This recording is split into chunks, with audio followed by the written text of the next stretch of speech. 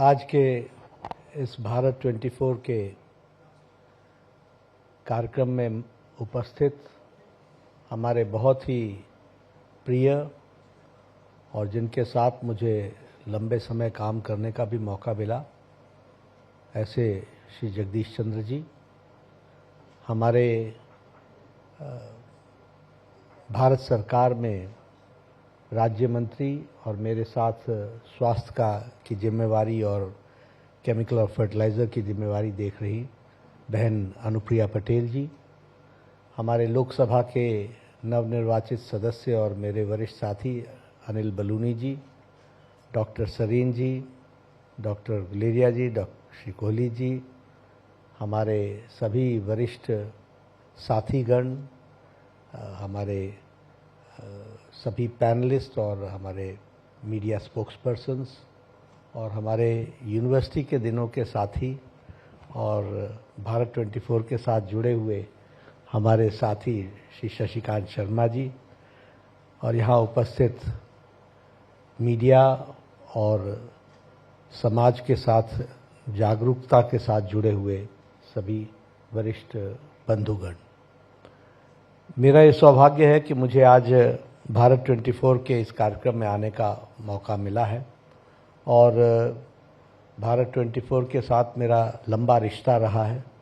सबसे पहले तो मैं जो उन्होंने स्वास्थ्य को प्रायोरिटी दी है और स्वास्थ्य सम्मान इस कार्यक्रम को उन्होंने एक रूप देने का प्रयास किया है, इसके लिए भारत 24 को मैं सबसे पहले तो अपनी ओर से बहुत बहुत बधाई देता हूं और शुभकामनाएं देता हूं कि उन्होंने इस कार्यक्रम को एक रूप देकर के आगे बढ़ाने का प्रयास किया है। अभी जगदीश जी ने मेरा बड़ा लंबा परिचय दिया और उन्होंने मेरे व्यक्तित्व के बारे में बहुत सी चर्चाएं की।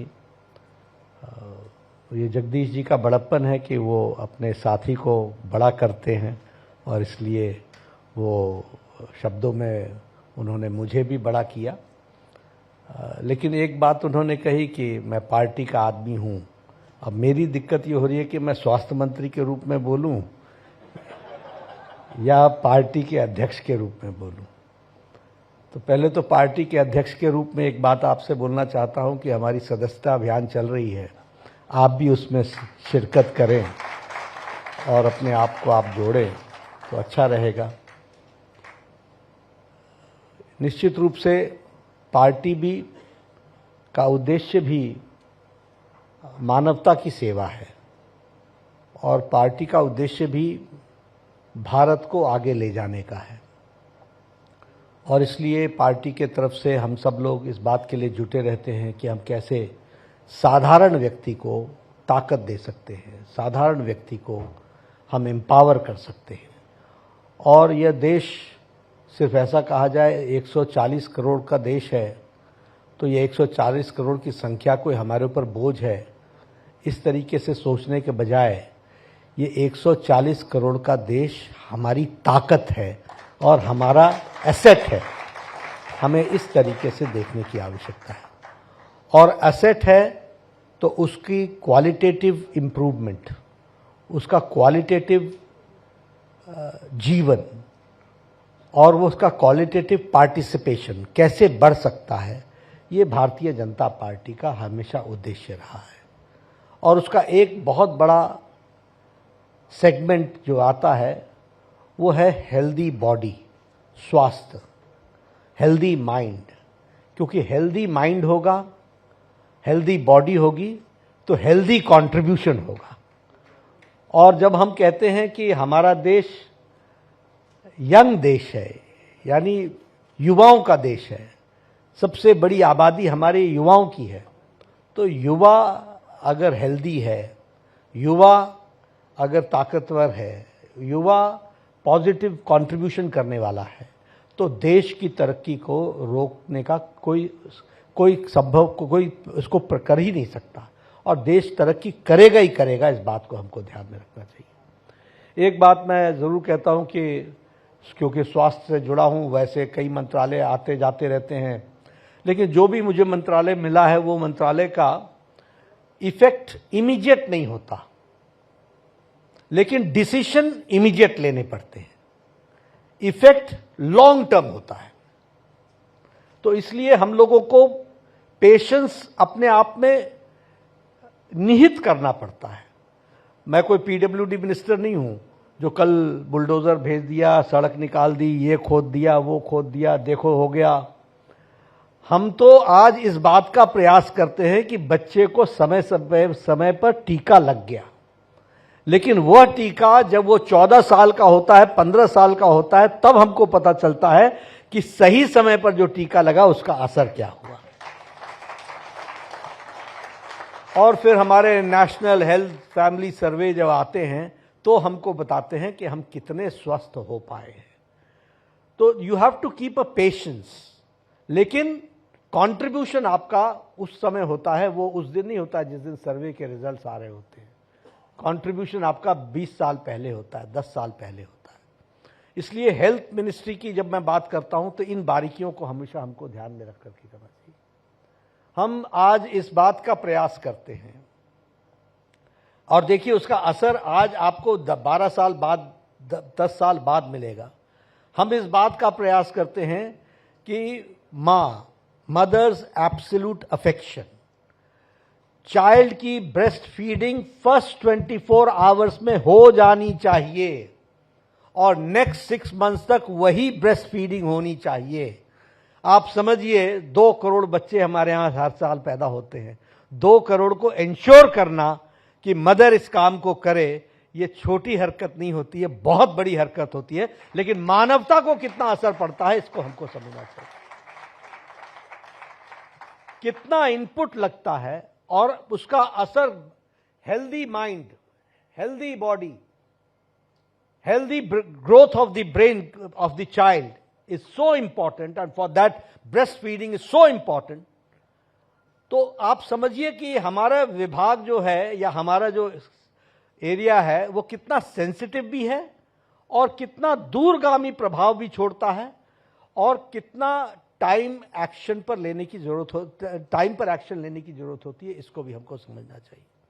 इसलिए आज जब मैं हेल्थ की बात करता हूं तो मैं हमेशा ये बात कहता हूं कि सबसे पहली बात तो यह है कि प्रधानमंत्री मोदी जी ने गुजरात के एक्सपीरियंसेस के बाद जब वो 2014 में भारत के प्रधानमंत्री बने तो उन्होंने हेल्थ की पॉलिसीज को चेंज करने का प्रयास किया और आफ्टर 3 डिकेड्स, 3 दशक के बाद भारत की हेल्थ पॉलिसी आई। अब हेल्थ पॉलिसी क्या थी? अब आप साधारणतः जानते होंगे, हम लोग बोलते हैं हमने हॉस्पिटल्स खोल दिए, हमने हॉस्पिटल्स खोल दिए। मतलब पहले बीमार करो फिर उसका इलाज करो और इलाज पर लगे रहो और फिर बताते रहो कि हमने इतना इलाज कर दिया, हमने इतना इलाज कर दिया। हमारी जो 2017 की हेल्थ पॉलिसी आई, यहाँ डॉक्टर सरीन बैठे हैं, डॉक्टर गुलेरिया बैठे हैं, इन सबका बहुत बड़ा कंट्रीब्यूशन उस समय रहा, बहुत बड़ा कंट्रीब्यूशन हुआ और वह बहुत एग्जॉस्टिव कंसल्टेशन के बाद, वर्कशॉप्स के बाद, workshops after workshops, Anupriya ji भी उस समय हेल्थ मिनिस्ट्री में थी, we were all together working, दिन रात मेहनत की और फिर उसके बाद एक होलिस्टिक हेल्थ अप्रोच को डेवलप किया गया, inclusive, holistic, preventive, curative, palliative, rehabilitative, सारे एस्पेक्ट्स को जोड़ने का प्रयास किया गया और एक कॉम्प्रिहेंसिव हेल्थ पॉलिसी हम लोग लेकर के आए और उस कॉम्प्रिहेंसिव हेल्थ पॉलिसी के तहत हम लोगों ने काम को शुरू किया। यहां मैं इतना जरूर बताना चाहूंगा कि हमने, देखिए, जितनी बड़ी इमारत होती है उतना ही सॉलिड उसका बेस होता है। तो हमारी कोशिश क्या थी कि अगर पिरामिड बनना है तो जितना बड़ा पिरामिड बनना है तो उसका उतना बड़ा बेस होना चाहिए और वो सॉलिड बेस होना चाहिए। और इसलिए हम लोगों ने सबसे पहले इस बात की कोशिश की कि हमारे सब सेंटर्स, जो सबसे प्राइमरी यूनिट है, वहां उसको हम स्ट्रेंथन करें। और फर्स्ट फेज में हम लोगों ने सब सेंटर्स को और पीएचसी को अर्बन में और बाकी सब जगह उसको हमने कन्वर्ट करके हेल्थ एंड वेलनेस सेंटर बनाने का प्रयास किया। अब वेलनेस सेंटर का मतलब क्या हुआ?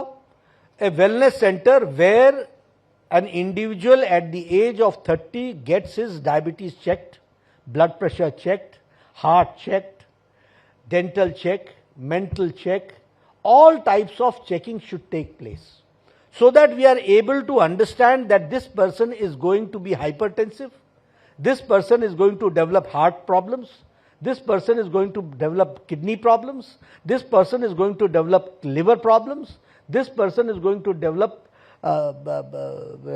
Diabetic problems, and for that उसको कैसे रोका जा सके, इस बात को हम लोगों ने उस समय प्रयास किया। इसलिए सारी वर्कशॉप, सारी ट्रेनिंग हम लोगों ने उस समय उस वर्कशॉप को देने का प्रयास किया। जब मोदी जी की दूसरी सरकार बनी, यानी दूसरी बार जब वो सरकार में आए, तो उन्होंने इसी को बढ़ा करके उसको आयुष्मान आरोग्य मंदिर बना दिया।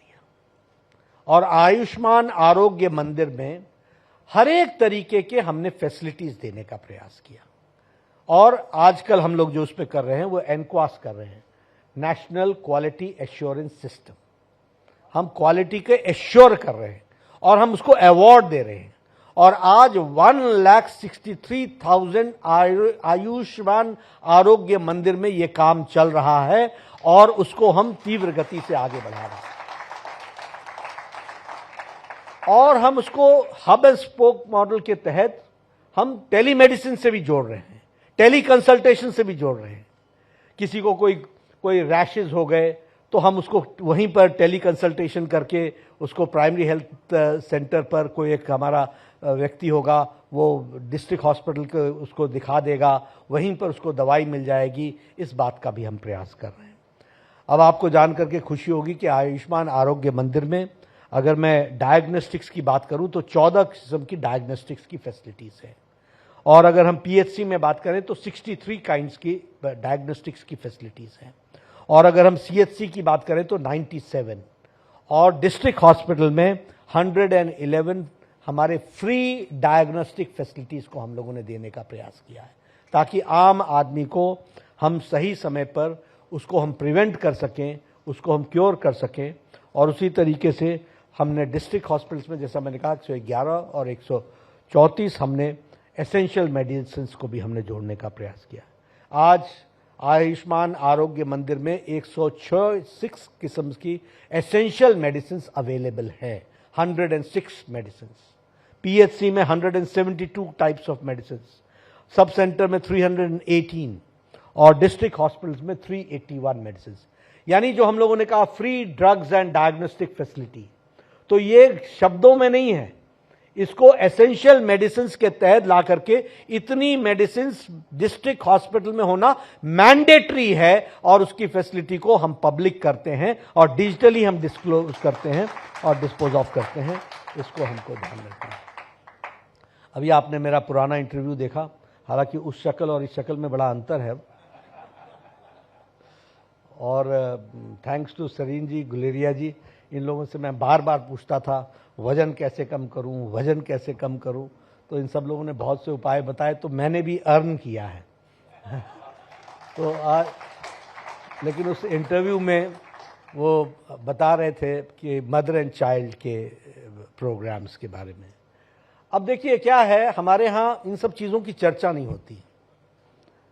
सवेरे सवेरे आप न्यूज़ में सुनेंगे, जो अनहोनी है वो उसकी चर्चा होती है, जो अच्छी घटना है उसकी चर्चा नहीं होती है। कोई बात नहीं, समाज का नियम भी है और हमारे यहाँ कहा भी जाता है इल न्यूज़ ट्रैवल्स फास्टर।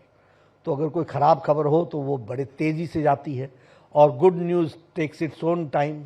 और इसीलिए मैं घर वालों को भी बोलता हूँ, no news is good news. कि कोई न्यूज़ नहीं है तो समझो सब ठीक है। लेकिन अगर हम बात करें तो आपके ध्यान में आएगा कि हमारा कोहॉर्ट कितना बड़ा है। हमारा अगर आप देखिए तो इस देश में 2 करोड़ के आसपास pregnant women at any given time per year बच्चे पैदा होते हैं, 2 करोड़। तो 2 crore pregnant women and 2 crore lactating child, जो लैक्टेटिंग मदर होती है और उसके साथ उसका बच्चा होता है। इतना बड़ा हमारा वो है। अब आप देखिए इसकी व्यवस्था क्या है। 98% हम पहुंच गए हैं, 98%। जिस दिन मदर कंसीव करती है उस दिन से लेकर के 3 antenatal checkups on record digitally mother and child tracking system MCTS Delhi में 5 करोड़ लोगों को इन डिफरेंट लैंग्वेजेस हम ट्रैक करते हैं। Every ASHA worker has to fill in her iPad कि उसने कब विजिट किया, कौन सा एंटीनेटल चेकअप में उसको सब्सक्रिप्शन दिया, और उसको vaccination 2 vaccination before the child is delivered, और उसकी इंस्टीट्यूशनल डिलीवरी कराना। अब मैं इंस्टीट्यूशनल डिलीवरी की बात करूं तो 88.63% हमारा इंस्टीट्यूशनल डिलीवरी हो गई है, यानी मदर को घर से ला करके उसको डिलीवरी कराना, डिलीवरी करा करके वापस भेजना, और अगर कोई कॉम्प्लिकेशन हो जाए तो फिर से उसको इंस्टीट्यूट में लाना और फिर से ठीक करके घर भेजना। यह काम आज भारत में हो रहा है, और इसलिए सेफ मदर सेफ चाइल्ड इस काम को हम लोग करने का पूरा प्रयास कर रहे हैं। और इसी तरीके से अगर हम देखें तो इम्यूनाइजेशन का प्रोग्राम अगर हम लें, जो मैं अब बात कर रहा था कि बच्चे को टीका लगने का, 93.23% हमारा इम्यूनाइजेशन है। 90, और ये हम नहीं कह रहे हैं, ये नेशनल हेल्थ फैमिली सर्वे कह रहा है। 93.23% हमारा इम्यूनाइजेशन है, वैक्सीनेशन है। अब वैक्सीनेशन में भी एक वैक्सीनेशन नहीं लगता है, कुल मिलाकर के 27 डोजेज लगते हैं जब तक वो 12 साल का नहीं होता, 12 ईयर्स का नहीं होता, और तब तक हम उसको ट्रैक करते हैं। We keep the track of the child for 12 years, और 27 डोजेज लगते हैं, और तब हम कहते हैं ये हेल्दी चाइल्ड है। आप बताइए, ये छोटा काम है? अब कहां गढ़चिरौली, कहां लद्दाख, कहां लेह, कहां बस्तर है, कहां ये इंटीरियर्स की जगह हैं, और इन सब जगहों पर हमारे लोग पहुंच करके वैक्सीनेट करके सब लोगों को हेल्दी चाइल्ड हेल्दी मदर रखने का प्रयास करते हैं। इसको भी हमको समझना चाहिए। मिशन इंद्रधनुष का प्रोग्राम चला, मिशन इंद्रधनुष में प्रोग्राम्स जुड़ते चले गए, वैक्सीनेशन के प्रोग्राम्स जुड़े, और उसी तरीके से इन सब चीज़ों को आगे बढ़ाने का काम हुआ है। आज हम कह सकते हैं हमारा इन्फेंट मोर्टेलिटी रेट जो 37 था पर 1000 लाइव बर्थ्स, आज वह घट करके 28 हो गया है। ये हमारा इन्फेंट मोर्टेलिटी रेट है। अगर हम मैटरनल मोर्टेलिटी रेशियो की बात करें तो वो 2014 में 130 था पर लाख लाइव बर्थ्स, यानी 1 लाख बच्चा पैदा होता था, तो उसमें मैटरनल मोर्टेलिटी मदर की जान जाने की जो थी वो 130 थी। That has been reduced now to 90 तक हम लेकर के आए, और उसको हम आगे बढ़ाने का प्रयास कर रहे हैं। अंडर 5 मोर्टेलिटी रेट जो है वह भी आज 43 से घट करके 32 पर आ गया है, और टोटल फर्टिलिटी रेट, पॉपुलेशन को भी हम स्टेबल कर रहे हैं। बहुत ज़्यादा चिंता करने की बात नहीं, ये सब कहने की बातें होती हैं, लेकिन yes, we are trying to stabilize our population and it will be stabilized in coming times. हमारा आज टोटल फर्टिलिटी रेट जो 2.3 था वो 2.0 पर आकर के खड़ा हो गया है। इस तरीके से हम इसको दिखाएं। अगर मैं सेकेंडरी हेल्थ केयर की बात करूं तो हम मेडिकल कॉलेजेस की बात कर लें, डिस्ट्रिक्ट हॉस्पिटल्स की बात कर लें। कभी सोचा था कि आपका डिस्ट्रिक्ट हॉस्पिटल मेडिकल कॉलेज बन जाएगा? कभी सोचा था कि इस तरीके से हमारा डिस्ट्रिक्ट हॉस्पिटल, हम तो यही सोचते थे कि ये गांव का हॉस्पिटल ना बन जाए, शहर का हॉस्पिटल गांव का ना बन जाए, यही हम सोचते थे। आज district hospitals are being converted into medical colleges, and medical colleges कितने बने हैं? हमारे यहाँ 387 मेडिकल कॉलेजेस थे, आज मेडिकल कॉलेजेस 731 हो गए हैं, जो हमने डिस्ट्रिक्ट के हॉस्पिटल्स को मेडिकल कॉलेज बनाया है। एंड मेडिकल सीट्स 88% इंक्रीज है। अगर मैं सुपर स्पेशलिटी ब्लॉक कहूं तो देश में हमने 75 डिस्ट्रिक्ट हॉस्पिटल्स को डिस्ट्रिक्ट मेडिकल कॉलेजेस को हमने सुपर स्पेशलिटी ब्लॉक्स दिए हैं, और सुपर स्पेशलिटी में 7 टाइप्स ऑफ सुपर स्पेशलिटीज पर काम चल रहा है। 75 हमने सुपर स्पेशलिटी ब्लॉक्स दिए हैं। मेडिकल सीट्स में जैसा मैंने कहा कि हमारा 118% का इंक्रीज है। 51,000 सीट्स होती थी, आज 1,12,112 सीटें हो गई हैं अंडर ग्रेजुएट की। और अभी लाल किले से प्रधानमंत्री जी ने हमको बहुत बड़ा टारगेट दिया है, और वो टारगेट है to increase 75,000 medical seats. Now you see how uphill task it is that we have to maintain the quantity and the quality, दोनों को मेंटेन करना है। Indian doctors are the best doctors asked in the world and they are required in the world. हमारे doctors दुनिया में जाने जा रहे हैं because of the medical and the quality of the medical education. So we have to maintain that quality also and we have to maintain the quantity also. दोनों चीजों को हमको संभाल करके चलना है। ये छोटी बात नहीं है, ये बहुत बड़ी, इसके लिए बहुत बड़ी तपस्या होती है। सब लोगों को साथ लगा करके करना, उनको रिकॉग्निशन देना, उनकी इंस्पेक्शंस करना, उनकी मेडिकल। अच्छा, फिर you need teachers also. Anatomy ऐसे नहीं पढ़ाई जा सकती, फिजियोलॉजी ऐसे नहीं पढ़ाई जा सकती, किसी का शरीर ऐसे नहीं खोला जा सकता है। You have to have the train degree for that.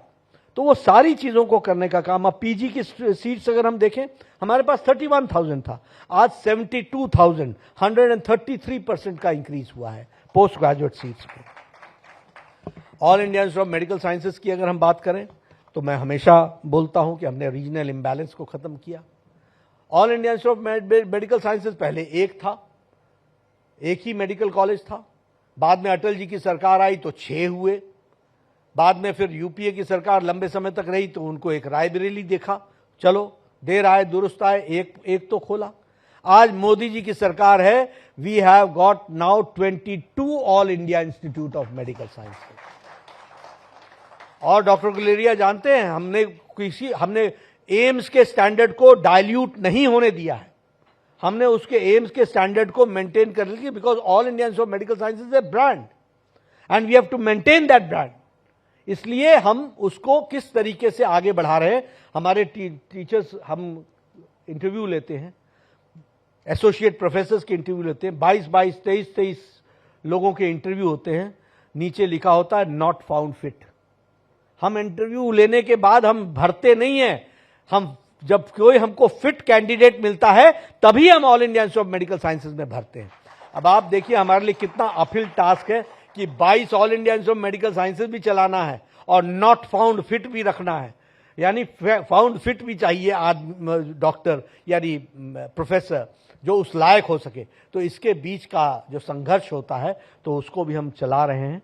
और जैसा मैंने कहा कि नॉर्थ इंडिया में हमने 6 ऑल इंडिया इंस्टीट्यूट खोले, रेवाड़ी में खोल रहे हैं, जम्मू में खोल रहे हैं, अवंतीपोरा में खोल रहे हैं, ऋषिकेश में खोला है, बिलासपुर में ऑपरेशनल हो गया है और उसको हम आगे बढ़ा रहे हैं। उसी तरीके से वेस्ट में जोधपुर, राजकोट और नॉर्थ में भटिंडा और ईस्ट में पटना, भुवनेश्वर, गोरखपुर, रायबरेली, दरभंगा, कल्याणी कुछ ऑपरेशनल हो गए हैं, कुछ ऑपरेशनल होने वाले हैं।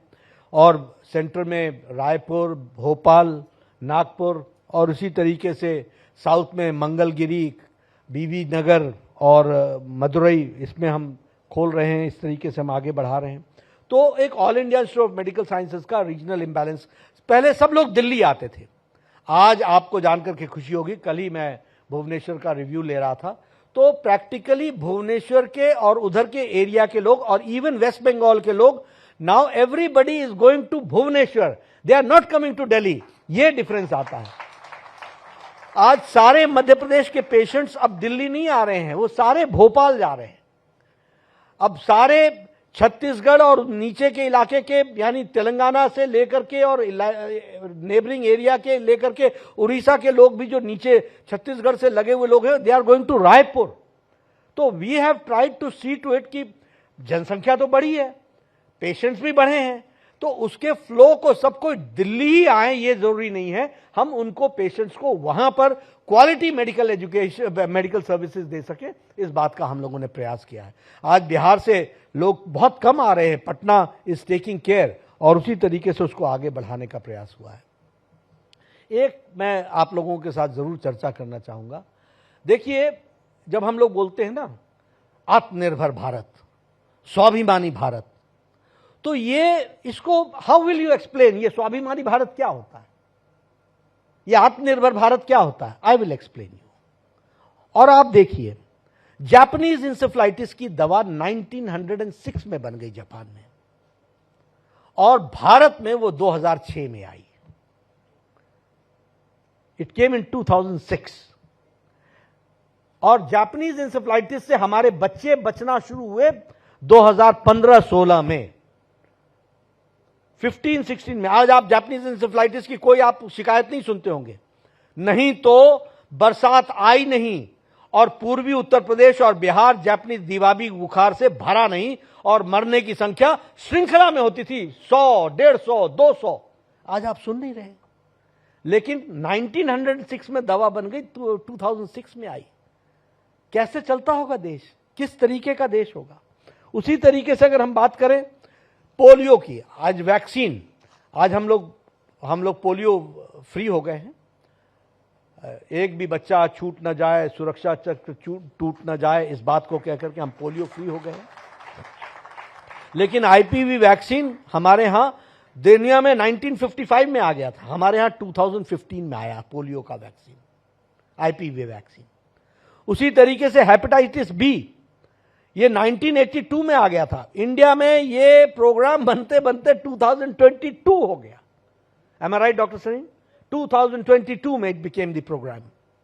उसी तरीके से अगर हम देखें, अब आप डिफरेंस देखिए, कोविड का फर्स्ट केस 20 जनवरी 2020 को भारत में आया, और प्रधानमंत्री मोदी जी ने टास्क फोर्स 20 अप्रैल 2020 को बैठाया, और 9 मंथ्स के अंदर एक नहीं 2 इंडिजिनस वैक्सीन बना करके दी। ये है स्वाभिमानी भारत, और ये है आत्मनिर्भर भारत। हमने किसी की तरफ देखा नहीं कि वो हमको वैक्सीन देगा, and we are proud to say that we have under vaccine Maitri we have supplied to 100 nations. COVID की वैक्सीन हमने 100 देशों को पहुंचाई है, और 48 देशों को मुफ्त में पहुंचाई है, फ्री ऑफ कॉस्ट पहुंचाई है। यह है स्वाभिमानी भारत, यह है Atmanirbhar Bharat, and this we have to understand. अब आप बताइए, वैक्सीनेशन की बात कीजिए, करेक्ट माय, लेकिन वैक्सीनेशन अमेरिका में 67-68% के आसपास हुआ है कोरोना का। हम 90+ हैं। 220 crore, world's largest and world's fastest vaccination programme. 18 महीने के अंदर 220 करोड़ डबल डोज लगा करके, विथ बूस्टर लगा करके हमने खड़ा किया। अब वैसे, अब आपने कहा है कि मैं भारतीय जनता पार्टी का भी अध्यक्ष हूं, तो मैं लोगों को सिर्फ उनकी मेमोरी को याद दिलाता हूं कि जब ये वैक्सीन लग रहा था तो हमारे ऑपोजिशन के लीडर्स बोलते थे कि इसकी ट्रायल टेस्टिंग नहीं हुई है, ये तो we are not guinea pigs, हमारे ऊपर ट्रायल थोड़ी ना होगी, इसकी 3rd ट्रायल नहीं हुई है, और ये तो मोदी टीका है, मोदी टीका है। और चुपके चुपके जाके खुद लगवा लिया मोदी टीका। मेरे को मिले तो मैंने कहा कैसा लगा मोदी टीका, अभी और लगेगा, आगे बूस्टर भी लगेगा। लेकिन देखिए कि तो देश किस बात से जूझ रहा था और ये किस बात से जूझ रहे थे, और आज भारत 220 करोड़ डबल डोज लगा करके आज भारत दुनिया को एग्जाम्पल दे रहा है। इस बात को हमको समझना चाहिए। ये बदलते हुए भारत की तस्वीर है जिसको हमको ध्यान में रखना चाहिए। और उसी तरीके से जब मैं इन सारी बातों को कहता हूं तो ये भी बताना चाहता हूं कि आज बाकी सब देशों में किस बात की चर्चा हुई कि आप आश्चर्य करोगे, दुनिया में लॉकडाउन लगने के खिलाफ स्ट्राइक हुई, यूरोपियन देशों में हुई, पढ़े लिखे देशों में हुई। No, we do not want to remain in lockdown, no, we do not want to get vaccinated. और यहां भारत एक ऐसा देश रहा जहां कोविड की लड़ाई सिर्फ सरकार ने नहीं लड़ी, सरकार के साथ साथ देश ने लड़ी और एक साथ कोऑपरेट करके खड़ा है। अगर मोदी जी ने कहा जनता कर्फ्यू तो जनता कर्फ्यू लगा, अगर मोदी जी ने कहा थाली बजाओ तो थाली बजी, अगर मोदी जी ने कहा दिया जलाओ तो दीप जला। ये दीप जलना सिर्फ दीप जलना नहीं था, ये 140 करोड़ लोगों का कोविड से लड़ने का कमिटमेंट था और उसका कन्विक्शन था जो उसमें से निकल करके आया। तो इस तरीके से देश को आगे बढ़ाने का प्रयास हुआ है और उसको हम लोगों ने आगे रखने का प्रयास किया है। I feel myself to be proud that I have been associated with health, and I am very lucky to be a person who was a health minister in the state also and who was health minister in the center also and in the union government also. हमको ये देखने का मौका मिला। हम जब international conferences में जाते थे तो वहाँ एक शब्द सुनते थे, UHC, यूनिवर्सल हेल्थ कवरेज। और मैं अपने आप को समझता था यार ये UHC तो बड़े बड़े देशों की बात है, हम कहाँ इसमें पढ़ेंगे, हम कहाँ यूनिवर्सल हेल्थ कवरेज दे पाएंगे।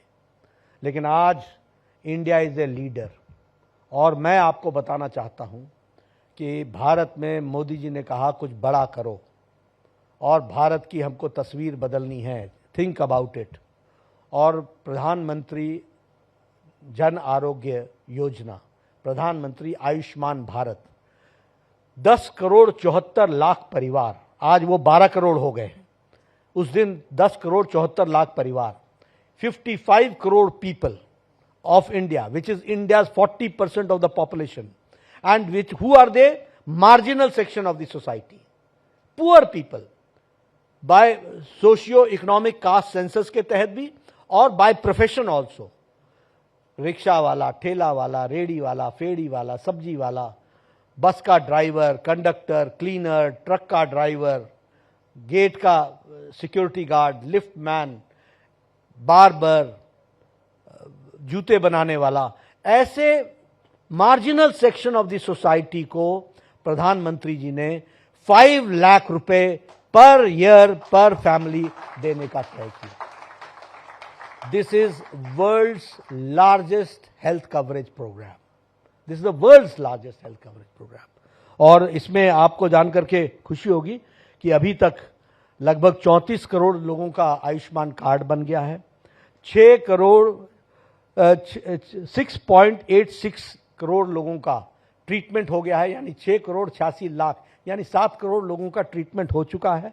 और इसमें 86,997 crore this has been spent on the poor people for giving them quality health care, और उनको उनकी जान को बचाने के लिए इस तरीके की व्यवस्था की गई है। अभी हम आयुष्मान भारत डिजिटल मिशन में हम काम कर रहे हैं और आप लोगों को भी अगर नहीं मिला है तो आप आभा कार्ड लीजिए, आयुष्मान भारत हेल्थ कार्ड, आभा card, Ayushman Bharat health authority के तहत वो आभा कार्ड दिया जा रहा है। ये जो आभा कार्ड है ये भी अभी 36 करोड़ को हम बांट चुके हैं, बाकी ऑन प्रोसेस है। Now what is this? This Abha card will have all the practitioners of the country, all the health workers of the country in one through that card you can access all the health facilities of the country, you can access to it, and it will have your PHR also, your personal health record also. आप लोग जाते हैं ना कभी किसी को दिखाने तो इतना बड़ा जत्था लेकर के जाते हैं, ये पता नहीं ये कहाँ पर, ये एक्सरे कहाँ हुआ था, वो एक्सरे कहाँ हुआ था, लाल पैथ लैब का ब्लड टेस्ट कब हुआ था, उसका कब हुआ था। Now you are going to have all in that one आभा card, and that privacy will with you.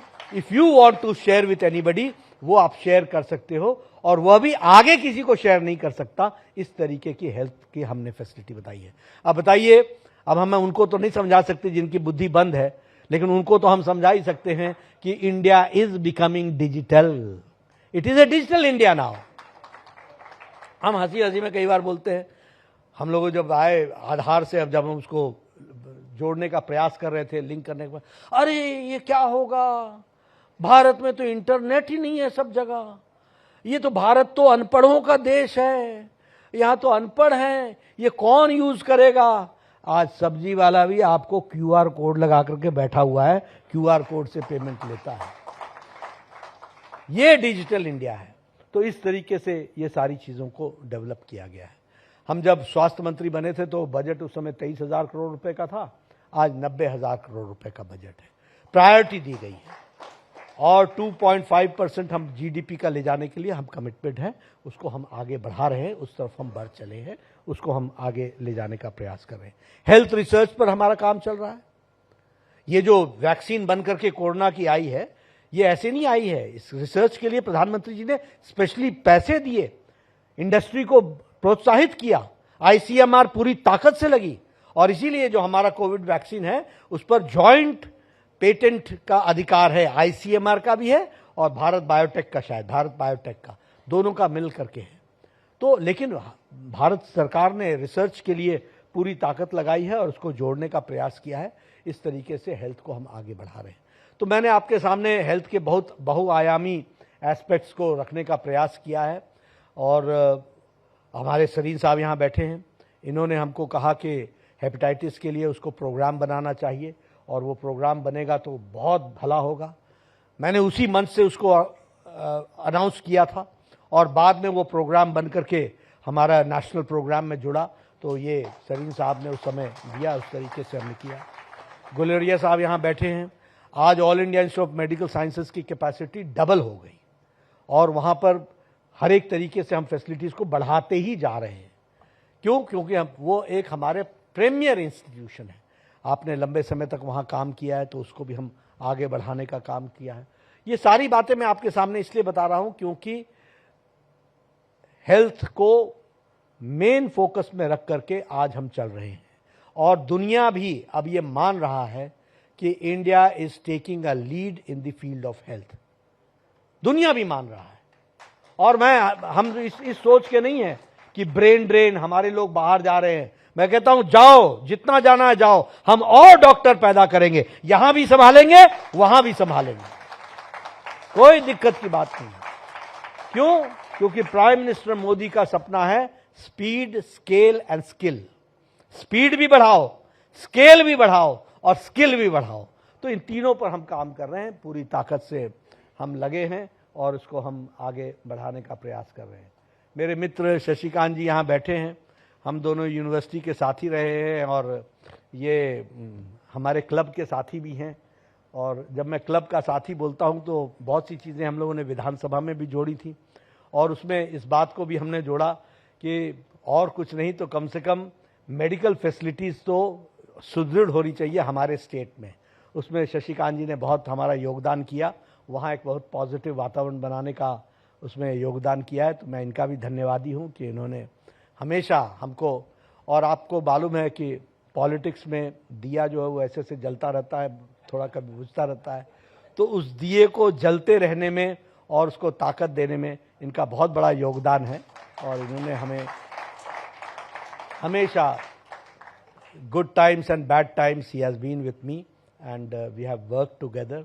और गुड टाइम का आनंद तब तक नहीं आता जब तक बैड टाइम ना देखो, तो तभी उसका आनंद लेने का भी मज़ा होता है।